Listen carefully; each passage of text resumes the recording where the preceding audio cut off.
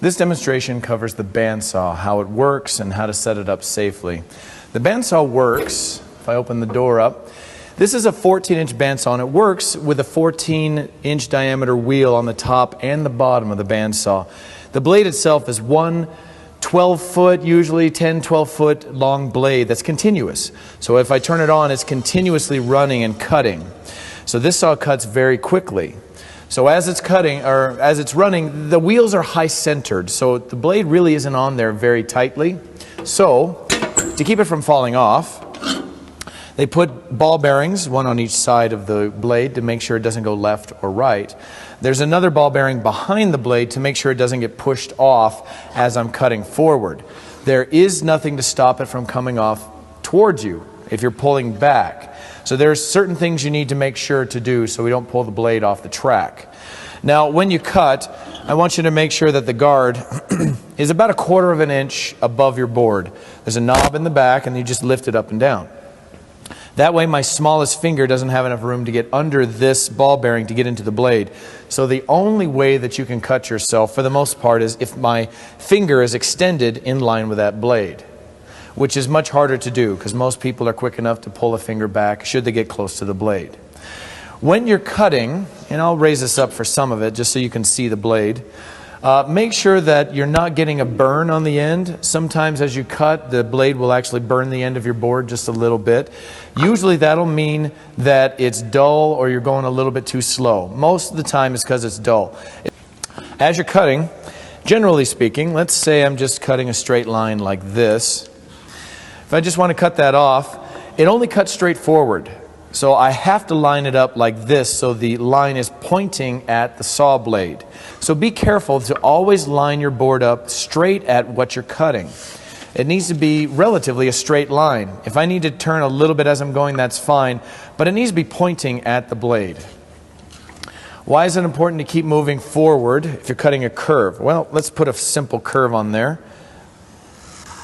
Okay, like that, say. As I'm cutting, I know I would need to start this curve facing this way and then cut and turn as I go. If I stop turning, let's say I'm cutting off of the line, I'll use my pencil on this one. I'm cutting and I start getting off the line.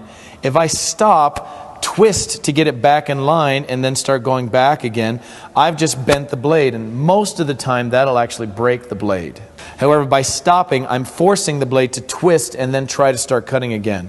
So what I should have done is either back it out and start cutting again, or just turned into that curve to get back on my line. And then I'd come back and clean that up later. So why is it important to keep moving forward? Because you could either break or twist the blade. How do you keep from having to back out of a long curve? Well, let's just use the same curve. If this curve is tight enough that you don't think the blade can make it around in one pass, simply make what are called relief cuts. Relief cuts are simply some little cuts that go in and out again. So if I simply put it on here and go in, just to the line, the curve and back, just to the curve and out, just to the curve and out, and so forth. I've made these 3 and I've got a couple more to make. Now when I go back and cut, I cut to here, this piece falls off. Then I cut the rest here and that falls off and this falls off and so forth. There's no wood left on my board to pinch the blade as I'm turning it. You've always got to push forward, but if it's too tight of a curve, say like this, I've got to put those relief cuts in there to relieve the pressure, hence the name. So my blade doesn't get pinched and start burning the wood or snapping in two. If you're following a pencil line while cutting, we need to cut just off of the line. So again, let's say I've got a curve here. Let's say that. I need to stay off the line just a little bit. Say I want to cut this piece out. I want to stay just inside this line, about 1/16 to 1/8 of an inch, so that this line, the original, is still there. Because when I'm done cutting, this blade does not leave a very smooth edge at all. It's always very jagged. It's got a lot of lines on it that we need to sand out. So if I cut on the line and then sand, I'm now here about 1/16 to 1/8 smaller than I wanted. So if I stay off the line the whole way through and then sand it, I still have a line to sand to. I can see where I need to stop. So you want to cut just off of your original pencil line so that you can sand down to that line, and it's the right size. You never want to put your finger in line with the blade, that especially as your thumb. That typically is what I've seen get into the blades as a thumb. So you need to be careful. Nothing in line with the blade you don't intend to get cut.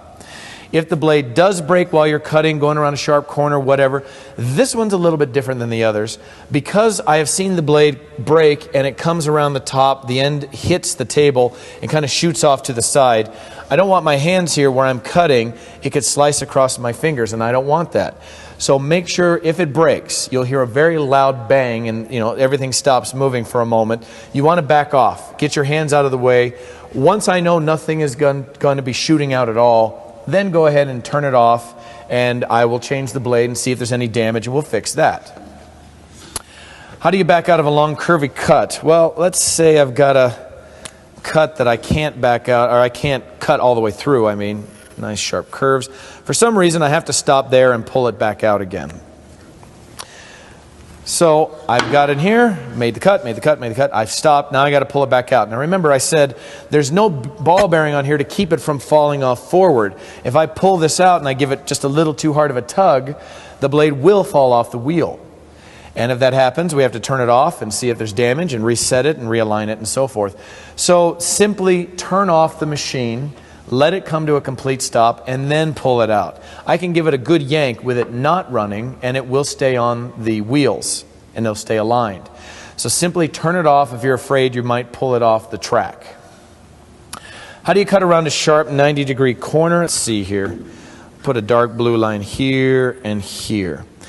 Now normally, if I have a long line and a short line, I would always cut the short one first, because I want to back out of the shorter line. I always want to back out of the shorter line, less chance of pulling it off the blade. And then I'd cut the long one and this would fall away. Now, let's say for whatever reason, I do not want to back out. I just want to cut and finish the cut without pulling back out of the wood. Here's how you do it. Cut all the way up this line to your other line and stop. Back off about an inch, only about an inch, and then round cut that corner out. So now this is gone. Then I simply back cut right here, and then this is gone. So 1, 2, 3. Cut up to the line, back out and round cut that corner, and then back cut whatever's left. 3 steps. So when you're cutting, it doesn't matter to me if you're cutting with your hands like this, both sides, or even just one-handed. Either way works just fine. Turn it on.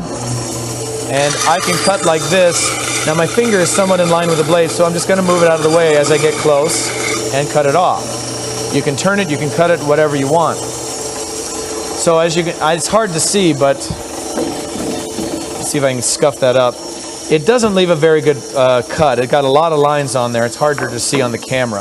What if I have a narrow piece of wood that I need to cut in half? Now what I don't want is my fingers pinching the blade next to it. It's too easy to get in there. So here's what you do. Let me bring that down just a little bit more. Turn it on and cut as far as you can. Now I'm starting to get a little nervous. I'm within about an inch. Simply reach around the back further away and just pull it the rest of the way out.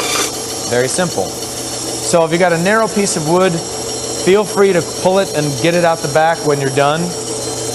And then all of my scrap pieces go into the trash. But as you're using the bandsaw, it's a fun machine to use, but you need to be very careful to keep your fingers out of the line of the blade, and always make sure to line up whatever you're cutting directly in line with the blade, so you don't have to twist. So doing that will make sure that the saw is able to cut correctly and that you stay safe.